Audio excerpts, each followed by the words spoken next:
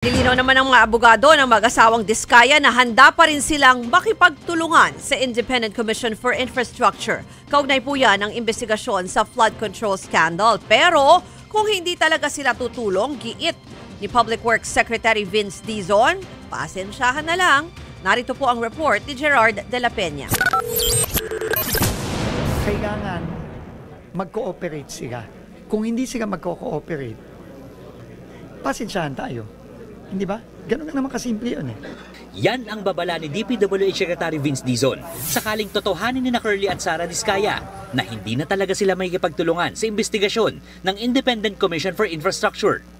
Ayon kay ICI Executive Director Brian Hosaka, sinabi sa kanila ng kampo ng mga Diskaya na kaya lang naman daw sila lumapit sa ICI ay dahil sa pag-asang magiging state witness sila. Pero iba ang sinasabi ngayon ng abogado ni na Diskaya na si Attorney Cornelio Samaniego. Handa pa rin naman daw makipagtulungan sa ICI ang mag-asawang Diskaya sa isang kondisyon. Actually, pag pinatawag pa rin sila ng ICI, willing pa rin sila. Pero pag yung mga incriminatory, direct close to answer na. Giit pa ni Samaniego, hindi pa higing state witness ang habol ng mga Diskaya. Wala naman hong napag-uusapan na maging ma-include sila sa witness protection. Umpisa pa lang sinabi na namin dyan na talagang magkakaroon kayo ng kaso. Pero hindi ho namin after yung witness protection.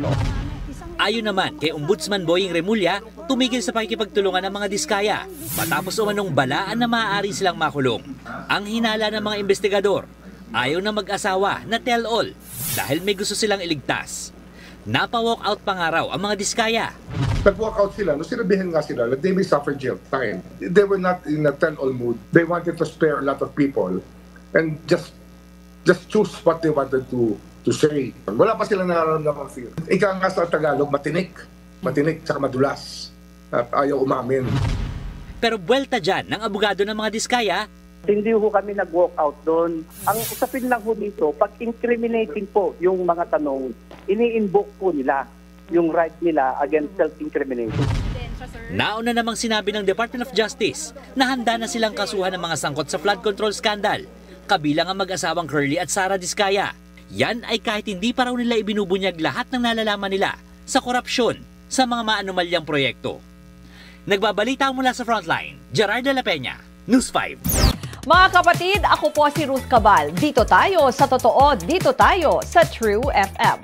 Mag-follow at mag-subscribe din po kayo sa aming social media accounts at True Network PH. Diyan po yan sa aming X na dating Twitter, sa FB, sa Instagram, sa YouTube, sa TikTok at sa mga podcast. At syempre, tutok din po kayo sa Signal True TV Channel 19.